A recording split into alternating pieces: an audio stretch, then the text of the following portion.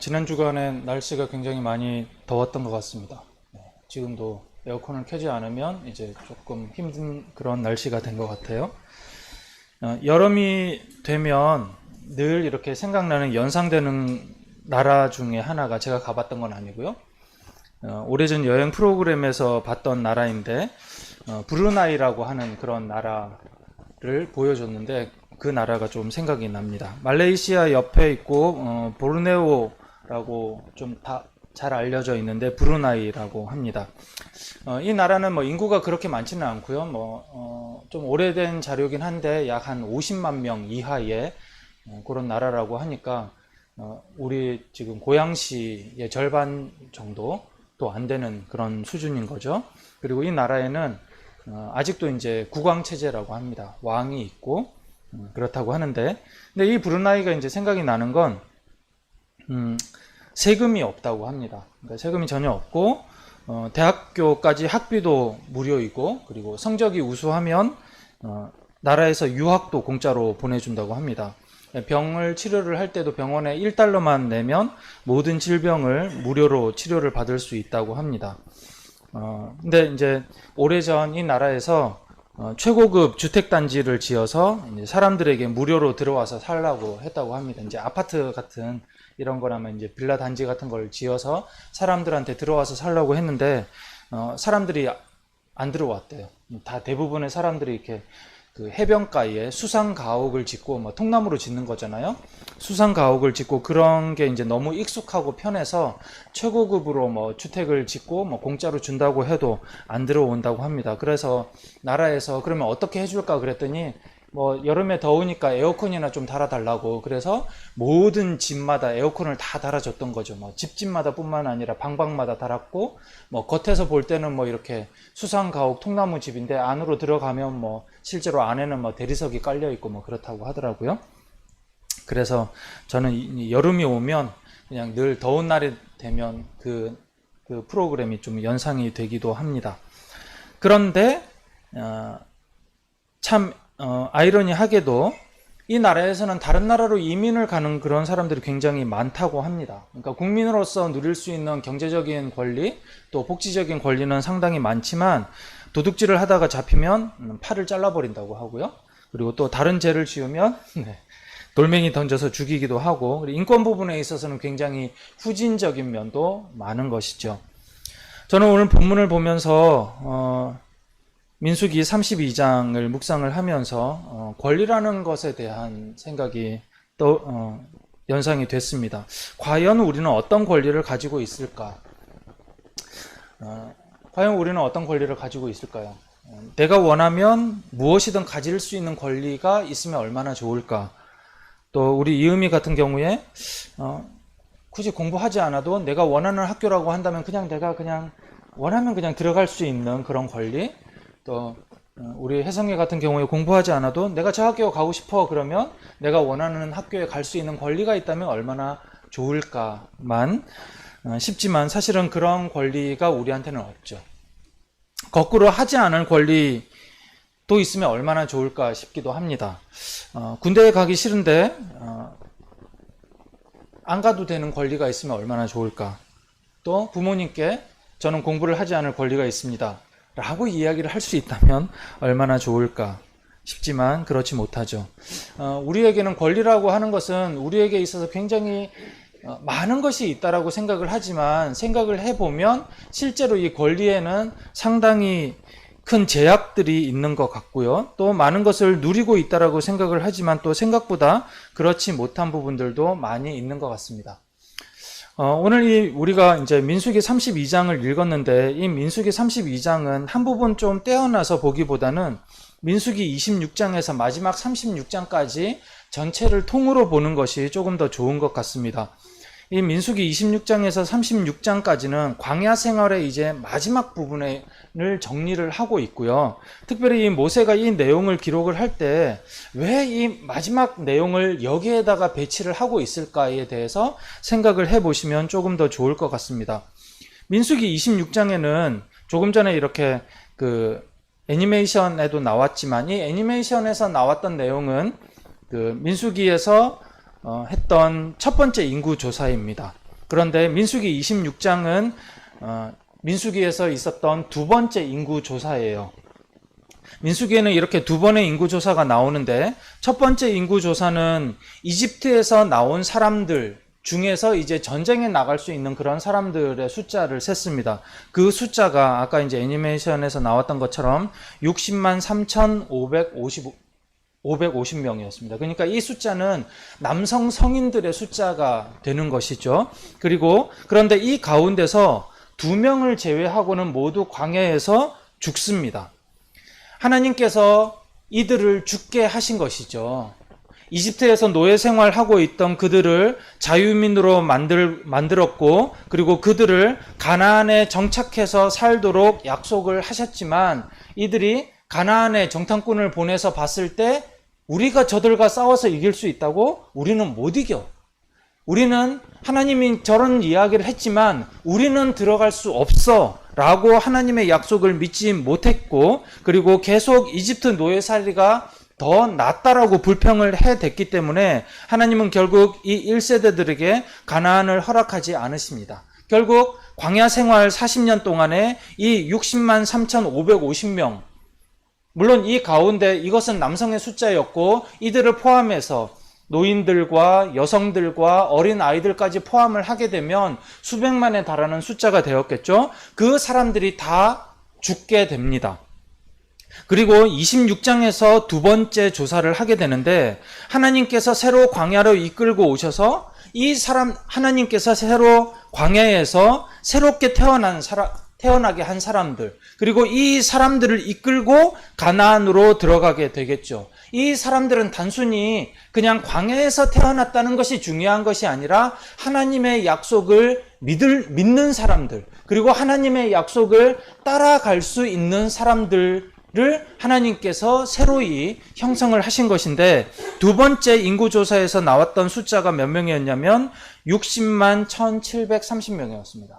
그러니까 1차 조사 때 60만 3천명과 2차 조사 때의 60만 1000명의 숫자는 거의 동일했던 것이죠. 그러니까 이집트에서 나왔던 사람들이 거의 다 죽었다고 하더라도 하나님께서 새로 태어난 사람들을 보호하셨고 이들을 새로운 세대로 만드셨는데, 이것은 하나님의 약속을 완성하기 위해서 홀로 준비하신 인구인 것이죠. 그러니까 이 집에서 결혼을 해서 사람이 태어난다고 하더라도, 또 이 집에서 사람이 태어나서 결혼을 한다고 하더라도 그 가운데서 더 많은 사람들이 죽게 되면 이 숫자가 채워질 수가 없는 것이죠.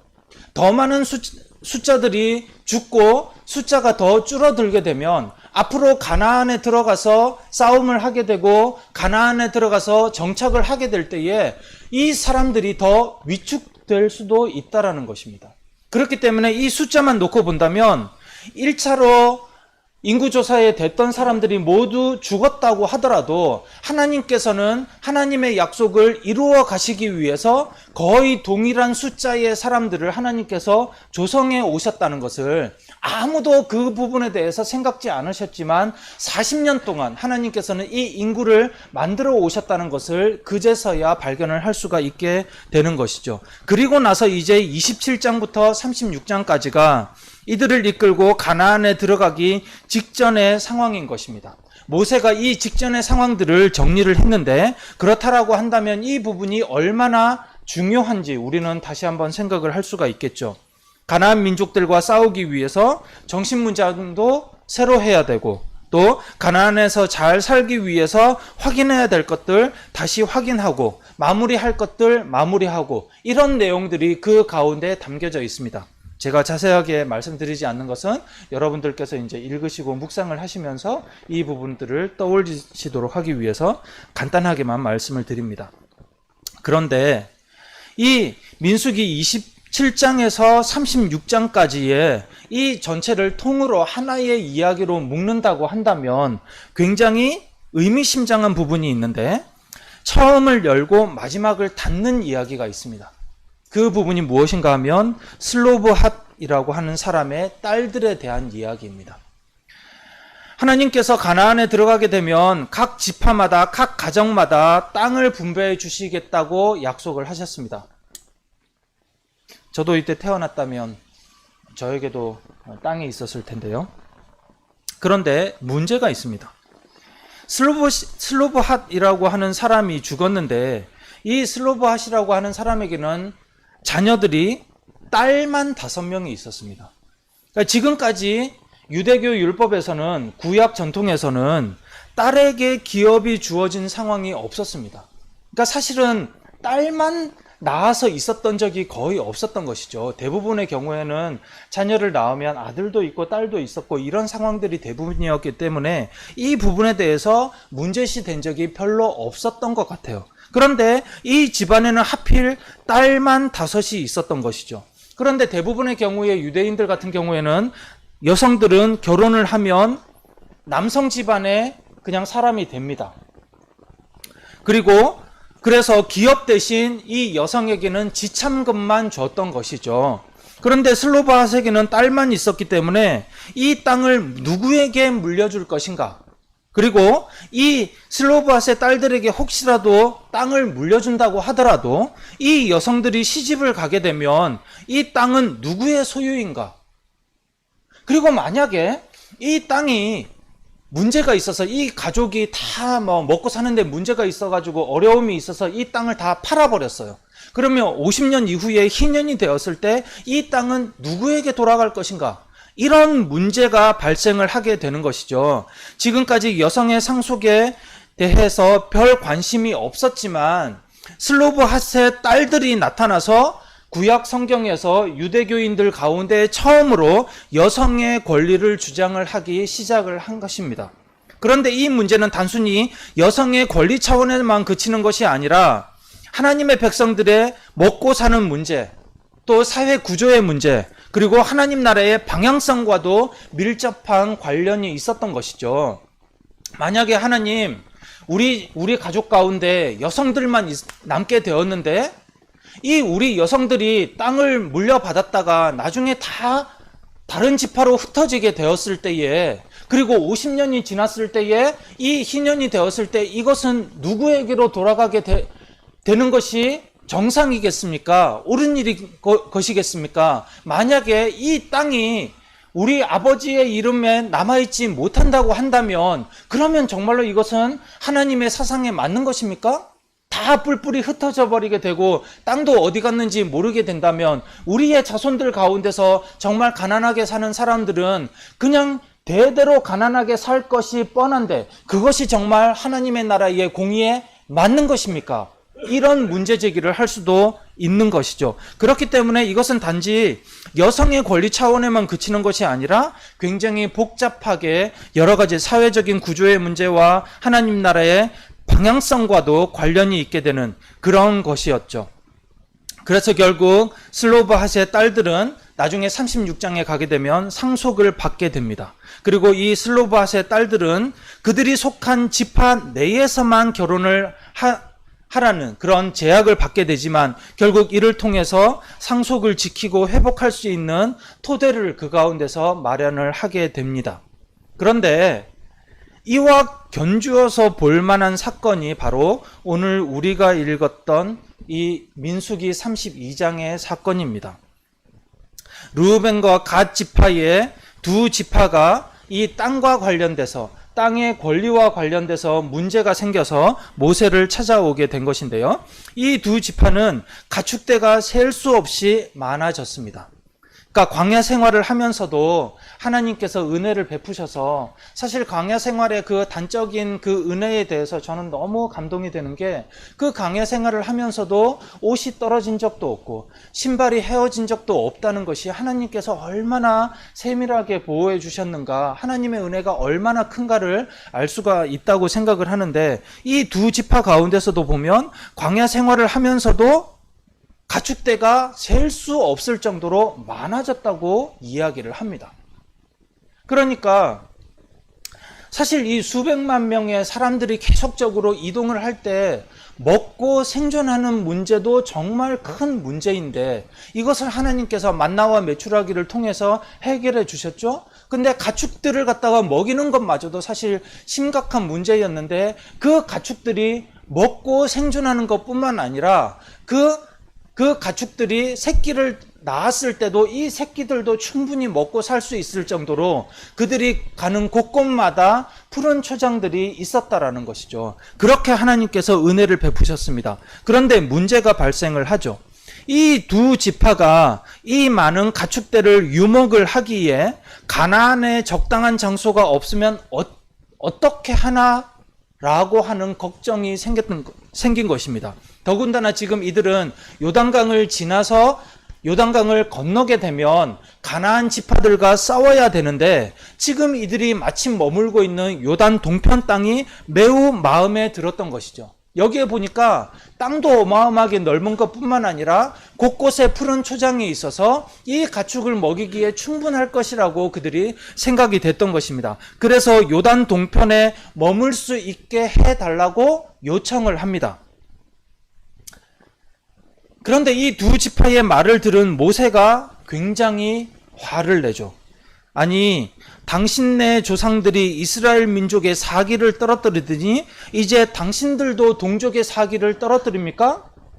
아니, 우리가 지금 여기서 머물러서 살겠다는 게 도대체 무슨 민족의 사기를 떨어뜨리는 그런 문제입니까?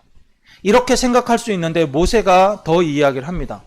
당신들이 주님을 따르지 않고 돌아선다면 주님께서는 다시 이 모든 백성을 광야에 버려두실 것이고 우리 백성 모두가 멸망하면 바로 당신들 때문인 줄 아시오. 지금 이 두 지파가 요단 동편에 머물겠다고 하는 것은 그냥 단순히 우리 잘 먹고 잘 살겠다라고 하는 그 문제에만 그치는 것이 아니라 주님을 따르지 않는 것이고 그리고 이 백성들을 광야에 버려두실 만큼의 심각한 문제이고 그리고 백성 모두가 멸망할 수도 있는 그런 문제라고 모세는 이야기하는 것이죠. 어떻게 보면 이 두 지파는 르우벤 지파와 갓 지파는 자신들이 가지고 있는 재산을 보호하기 위한 그런 권리의 주장으로 보여질 수도 있고 또 어떻게 보면 가나안에 들어가더라도 제비를 뽑을 것이고 자신들이 여기만큼 좋은 땅을 얻지 못할 수도 있기 때문에 그런 보장이 없기 때문에 자신의 재산권에 대한 그런 주장을 하는 것으로 보일 수도 있겠습니다. 하지만 모세는 두 지파가 자신의 권리만 주장하고 주님 앞에서 해야 하는 의무를 다 하지 않는 죄라고 이야기를 하는 것이죠. 하나님께서는 이스라엘 백성 전체에게 땅을 주시겠다고 약속을 하셨습니다. 하지만 자신들의 구미에 맞는 땅이 나타나니까 자신들은 그 땅을 차지하고 다른 사람들은 가나안에 들어가서 가나안 민족과 목숨을 건 전쟁을 하도록 내버려 두고 나몰라라 하는 것은 이기적인 행태일 뿐만 아니라 하나님의 약속을 완수해야 하는 자신의 기본 임무를 망각했다라고 이야기를 하는 것입니다. 게다가 이제 시작하려는 판국에 또다시 민족 전체의 사기를 꺾어버리는 그런 영향까지도 미치게 되는 것이죠. 결국 모세는 두 지파에게 명령을 합니다. 가족들이 이 가운데서 안전하게 머물 수 있도록 성을 쌓은 다음에 이스라엘 모든 지파가 땅을 다 차지할 때까지 함께 전투를 하고 그리고 다음에 이곳으로 돌아와서 살아도 좋다고 이야기를 합니다. 구약에서 하나님께서 이스라엘 자손들과 언약을 맺는 장면이 몇 장면 나옵니다. 아브라함과 언약을 맺고 물론 그 이전에는 아담과 언약을 맺고 노아와 언약을 맺는 부분들도 나오지만 이스라엘 민족과 관련해서는 아브라함과 언약을 맺고 이삭과 맺고 야곱, 모세, 다윗 이렇게까지 언약의 계보가 쭉 내려옵니다. 그런데 이 언약의 중심적인 요소는 무엇인가 하면 자손을 많이 주겠다는 것과 땅을 주겠다라는 것입니다. 가나안은 하나님께서 주시겠다고 한 약속의 땅입니다.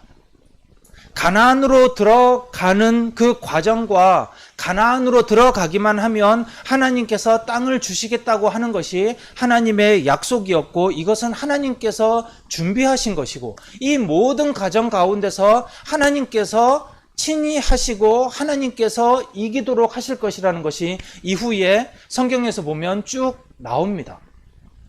하지만 그 땅을 받는 사람들이라고 하더라도 슬로브핫의 딸들과 같은 그런 반응을 보인 사람들이 있는가 하면 르우벤과 갓 두 지파와 같이 또 전혀 다른 반응을 보이기도 하는 것이죠. 이스라엘 민족이 가나안에 정착했다가 멸망했던 이유는 그들이 하나님 앞에서 당연히 해야 되는 책임과 의무는 지키지 않고 권리만 누리려고 했기 때문입니다. 이것은 현대를 살아가는 많은 그리스도인들에게서도 동일하게 보이는 부분들입니다. 많은 그리스도인들이 하나님 앞에서 우리 자신도 그렇죠. 우리 주변에 있는 사람들, 우리 가족들, 나 자신, 그리고 많은 교회들에서 어떤 내용을 가지고 기도를 하고 있는지 우리 한번 생각을 해보시길 바랍니다. 많은 기독교인들이 하나님 앞에서 기도하는 것은 대부분 요구하는 내용입니다. 저도 하나님 앞에서 기도할 때 하나님 해 주십시오. 하나님 해 주십시오. 이런 표현이 제 기도의 거의 80% 이상을 차지하는 것 같습니다. 해 주십시오라고 하는 부분이 아니면 너무 어색하니까 마치 기도가 아닌 것 같아요. 하나님, 오늘 이 자연이 너무나 아름다운데 하나님께서 이런 풍요롭고 아름다운 자연을 우리들에게 주시니 너무나 감사합니다. 이런 기도는 아주 짧은 것 같아요. 대부분 하나님, 우리 아이가 학교 다니면서 너무나 고생하는데 지켜주십시오. 하나님, 우리가 먹고 살기 힘든데 하나님 우리에게 늘 안전하고 풍요로운 길로 인도하여 주시옵소서. 달라고 하는 그런 기도가, 요구하는 기도가 정말로 많은데 더욱이 많은 사람들은 무한의 권리를 이야기를 합니다. 하나님, 제가 저 부분이 마음에 드는데 저것을 가질 수 있도록 도와주시옵소서. 그럼 무한의 권리만 기도를 하는 것이죠. 이것 주시고 저것도 주십시오. 그 기도 속에는 하나님 나라에 대한 전망과 우리의 역할에 대한 고민들은 거의 빠져 있습니다. 하나님, 당신께서 만들려고 하는 나라는 도대체 어떤 나라입니까? 우리가 살아가고 있는 이 나라가 그런 나라의 모습에 부합합니까? 하나님께서 공의로운 나라를 만들려고 한다면 정말로 이 나라는 공의로운 나라입니까? 그리고 이 그리스도인들은 저는 이 공의로운 나라를 만들기 위해서 제대로 살아가고 있습니까? 라고 하는 그런 고민들을 하고 있는가? 하지 않는다라는 것이죠. 그런 의무에 대해서는, 역할에 대해서는 빠진 경우가 대부분입니다. 왜 그럴까요?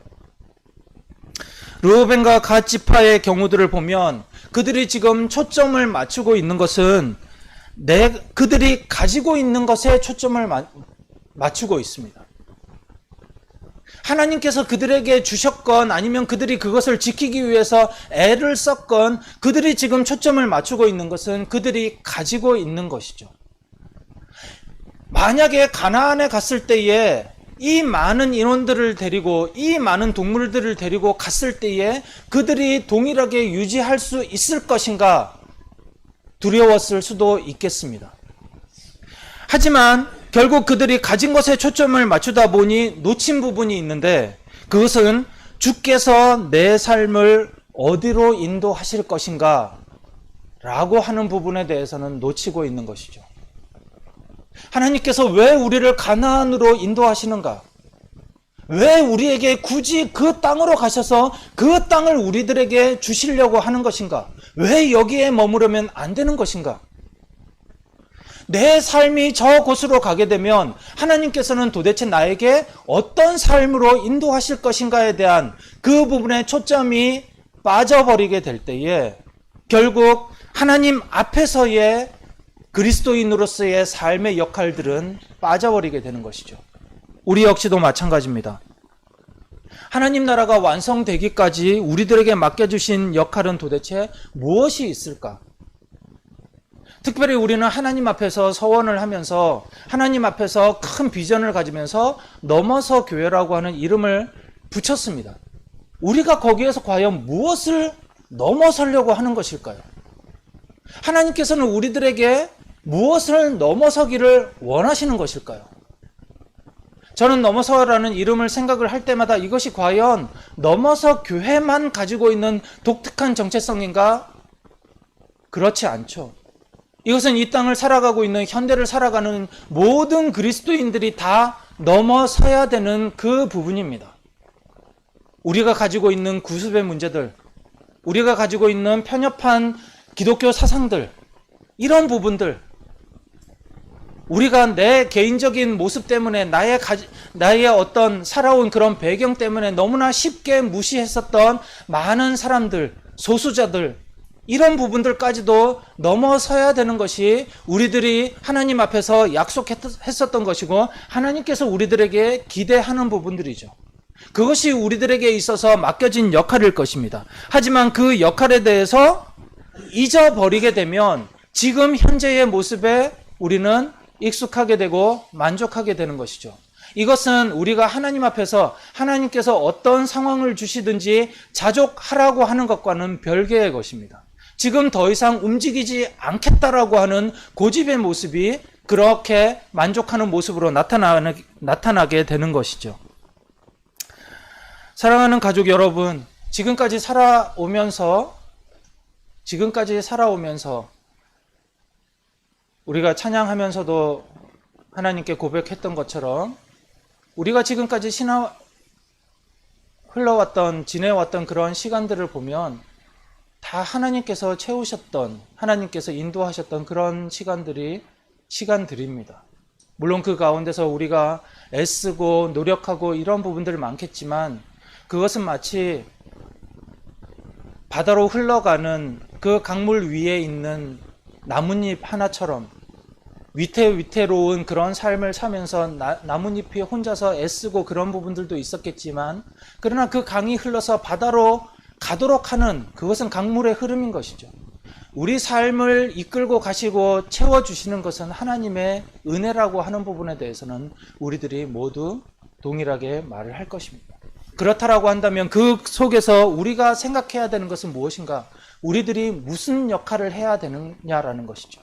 우리들이 그 역할을 할 때 우리들에게 맡겨주신 임무와 그 의무는 무엇인가에 대해서 생각하지 않는다면 우리들은 늘 현재 가지고 있는 부분에 대해서만 초점을 맞추고 지키려고 하기 쉬울 것입니다.